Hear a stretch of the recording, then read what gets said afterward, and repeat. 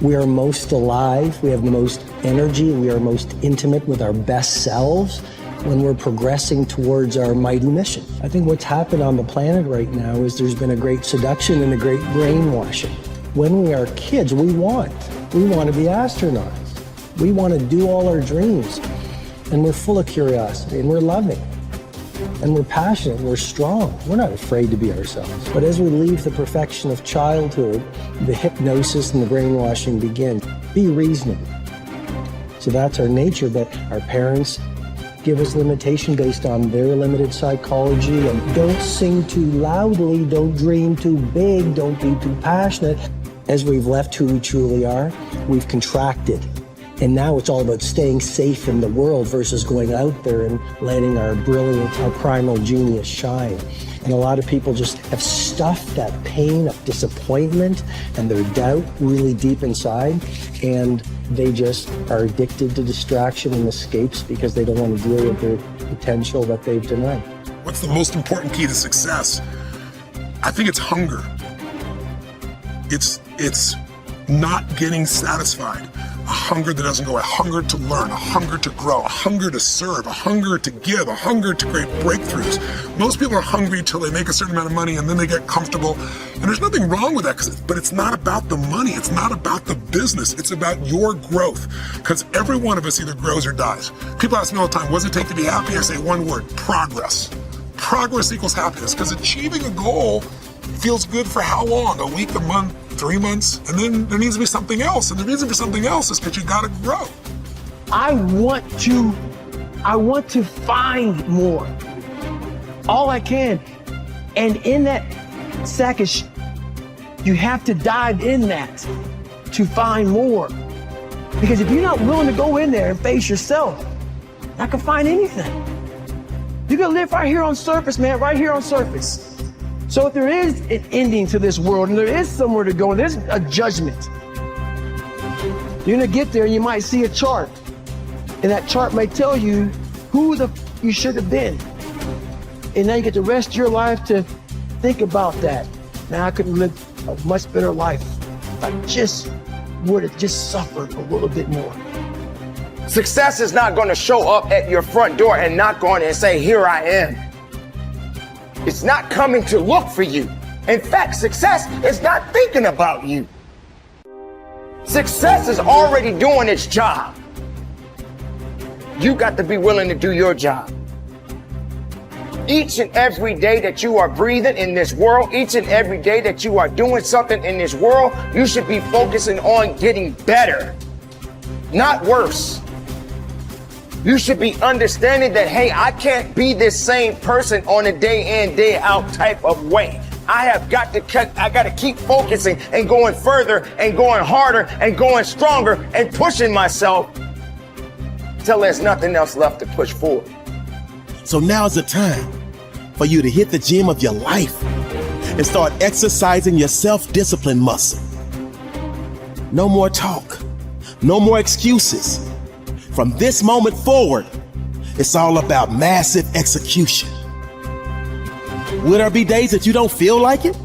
Yes. Will there be days that you want to stop? Yes. Will there be days that you want to give up? Yes. Will there be days that you want to quit? Yes. Listen to me. Quitting is never an option.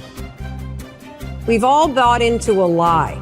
We've bought into a lie that confidence is belief in self. And so when you're in a situation which is normal, where you don't believe in yourself, you're like, oh my God, I have no confidence. The truth is, and I want you to walk out of here with a new definition of confidence. Confidence is the willingness to try. Because when you try and you take action, what happens, and what's happened for France, is that when she sees herself taking action, what happens is she sees herself being the kind of person that takes action. So she has evidence that she can rely on herself. And that action is what builds confidence. It doesn't start with belief. The real way for most of us is not to wait to believe, but to push ourselves to act. And through the action, you will build the belief. We're built to walk uphill. And when you reach the pinnacle of the hill, you want to stop and appreciate the vision, but the next thing you want is a higher hill in the distance, because it's the uphill climb that it's from the uphill climb that we derive our value, and I mean this technically. So almost all the positive emotion we feel, especially the emotion that fills us with enthusiasm, and that's to be filled with the Spirit of God, by the way, because that's what enthusiasm means. That's experienced in relationship to a goal. And so in some sense, and this is part of the religious enterprise, you want a goal that you can never attain, right? So you can always move closer to the goal that recedes as you move towards it. You think, well, that's frustrating. It's like Sisyphus pushing the rock uphill.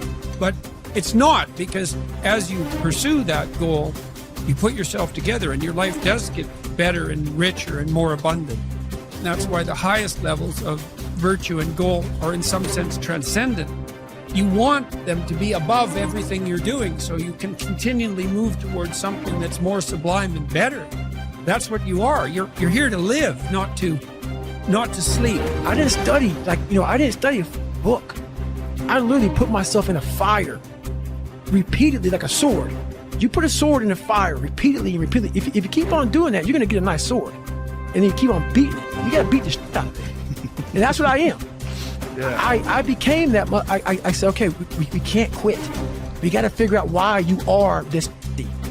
Why are you this, man? What is wrong with you? What's going on here? So I kept on putting the sword back in the daggone fire, and I just beat it harder. And I beat it harder. Before I knew it, I started realizing, all right, man, the brain is starting to get hard. The brain is starting to get hard. I'm no longer a theorist. I'm now a practitioner. I put it in hell. I dissected it while it's in hell, because you can't dissect anything in a normal environment. You can't dissect anything in 72-degree weather. You must put it in the freezer and freeze the fuck out of it. And then you dissect it. Dissect it when it's miserable. Dissect the brain when all it's thinking about is, I need to get out of here, man. I want to get out of the fucking freezer. Open the door. And he said, nah, 5 more seconds, man. 5 more seconds in the freezer. And that's when you start to pick that brain apart. And that's what all this stuff did to me. I kept on putting myself back into the freezer or the fire and beating the out of myself, mentally and physically. Before I knew it, this is what happened. Ralph Waldo Emerson believed that anyone who had put their heart and soul into their work and had done their very best could hold their head up high.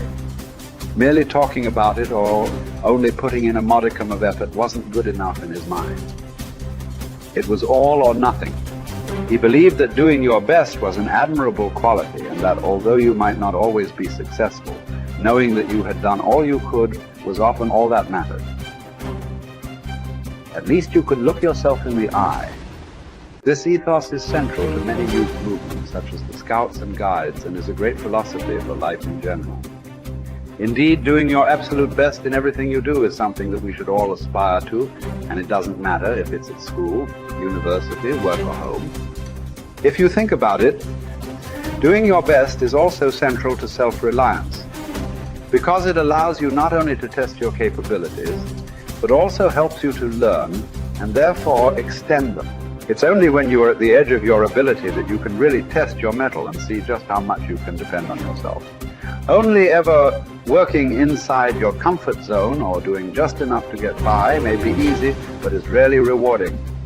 And it never allows you to develop into a fully rounded person or realize your full potential. The following quote from Theodore Roosevelt sums up the essence of Emerson's point. It is not the critic who counts, nor the man who points out how the strong man stumbled, or where the doer of deeds could have done better. The credit belongs to the man who is actually in the arena, whose face is marred by dust and sweat and blood, who strives valiantly, who errs and comes up short again and again, who knows the great enthusiasms, the great devotions, and spends himself in a worthy cause, who at the best knows in the end triumph of high achievement, and who, at worst, if he fails while daring greatly, so that his place shall never be with those cold and timid souls who know neither defeat or victory. When you are working on your next task, give it your full concentration and really put the effort in to produce the best possible end result. Even if it doesn't lead to glittering success, you should be proud of yourself for doing your very best. No man fails who does his best.